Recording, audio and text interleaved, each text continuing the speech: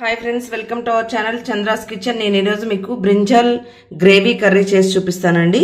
చూసారా, మంచి organic brinjal అండి ఇవి. చూసారా, గ్రీన్గా చక్కగా ఉన్నాయి. వీటికి కావాల్సినటువంటి మెయిన్ ఇంగ్రీడియంట్స్ అండి: 2 tomatoes, 3 onions, cashew nut, red chilli powder, salt, పసుపు అండి, సెనఫ్ అండి. ఇంకా మనము కొంచెం జింజర్ గార్లిక్ పేస్ట్ వేసుకుంటే సరిపోతుంది. వీటికి గ్రేవీ కోసం అండి టమాటో, ఆనియన్, క్యాషూనట్స్.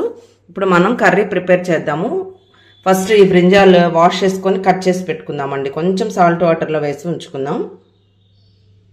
చూడండి, మొత్తం ఇలా కట్ చేసి పెట్టుకోవాలండి. ఇలా విడదీయకుండా ఇలా హాఫ్, మనం పురుగులు ఏమైనా ఉంటాయేమో చెక్ చేసుకోవాలండి. అన్నీ ఇలా కట్ చేసుకుని తొడిమలు కూడా తీయొద్దు. ఈ ఎడ్జ్ వరకు ఉంచుకుంటే బాగుంటుంది అన్నట్టు. అన్నీ ఇలా మొత్తం మనం ఇప్పుడు సాల్ట్ వాటర్లో వేసామండి. ఇప్పుడు ఆయిల్ పెట్టుకొని కర్రీ ప్రిపరేషన్ స్టార్ట్ చేద్దాం. బాండీ పెట్టి ఆయిల్ కూడా వేసుకున్నానండి. ఆయిల్ హీట్ ఎక్కింది. ఇప్పుడు దీనిలో మనము ఒక చిటికెడు జీరా వేసుకుంటే సరిపోతుందండి. జీరా కూడా వేగిపోయింది. ఇప్పుడు మనం కట్ చేసి పెట్టుకున్నటువంటి బ్రింజాల్ వేసేసుకున్నామండి. కొంచెం దూరంగా ఉండి వేసుకోండి. కొంచెం తడి ఉంటుంది కాబట్టి చిట్టపట్టలాడినట్టు అవుతుంది. చూసారా, ఇలా వేసేసుకొని వెంటనే మనం మూత పెట్టేసేద్దామండి.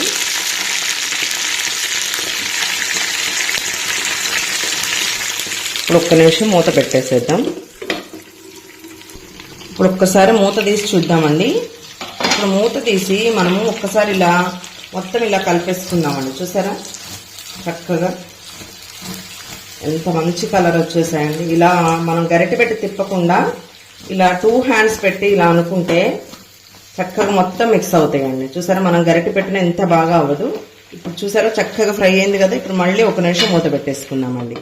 ఇప్పుడు కర్రీ అది మగ్గిపోయే లోపు మనము ఈ గ్రేవీ ప్రిపరేషన్ స్టార్ట్ చేద్దామండి. ఇప్పుడు ఆనియన్స్ పీల్ చేసి కట్ చేసేసుకొని గ్రేవీ ప్రిపరేషన్ చేద్దాం. ఆనియన్స్, టమాటోస్ కట్ చేసేసుకున్నానండి. ఇప్పుడు మనం ఒక మిక్సీ జార్ తీసుకొని దీనిలో మనం కట్ చేసి పెట్టుకున్నటువంటి ఆనియన్స్, టమాటో ఇలా స్లైసెస్ కట్ చేసుకుంటే మంచిగా బ్లెండ్ అవుతుందండి. మీరు కూడా ఇలానే కట్ చేసుకోండి. చూసారా, ఇప్పుడు మన క్యాషూ నట్స్ అండి, ఇవి మొత్తాన్ని మిక్సీ వేసుకుందాం. ఇప్పుడు గ్రేవీ రెడీ అయిపోయిందండి. ఒకసారి ఇప్పుడు కర్రీ ఎలా ఉందో చూద్దాం. సరే, ఫ్రై అవుతుంది కదా. ఇప్పుడు దీనిలో చిటికెడు పసుపు ఆల్రెడీ పెట్టుకున్నాం కదండి, పసుపు వేసేసుకుందాం. పసుపు, కొంచెం సాల్ట్ అండి, మనం తీసి పెట్టుకున్నంటే కొంచెమే వేసుకుందాం. ఇప్పుడు దీన్ని మిక్స్ చేసేద్దాం. ఇప్పుడు 1/2 tablespoon ginger garlic paste వేసుకుందాం. ఇది కూడా వేసి మిక్స్ చేసేసుకుందాం.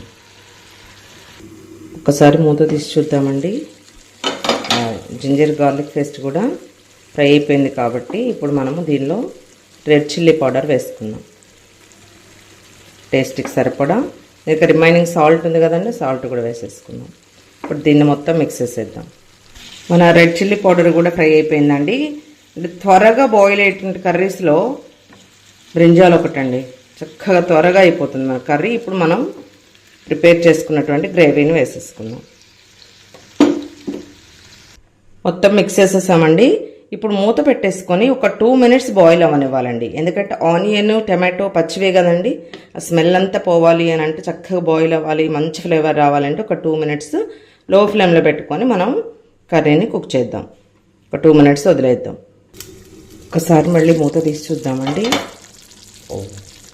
మన కర్రీ కంప్లీటెడ్ అండి.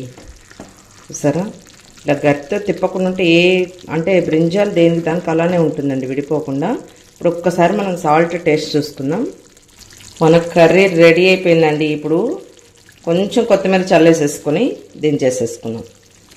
చూసారా, మన బ్రింజాల్ గ్రేవీ కర్రీ కంప్లీటెడ్ అండి. మీరు కూడా ఇలానే ట్రై చేయండి, చాలా బాగుంటుందండి. ఇది ఓన్లీ రైస్కే కాదు, రోటీకి కానీ బిర్యానీకి కూడా బాగుంటుంది. మీరు కూడా ట్రై చేయండి. Thank you friends, thank you for watching my channel. Please like, share, subscribe.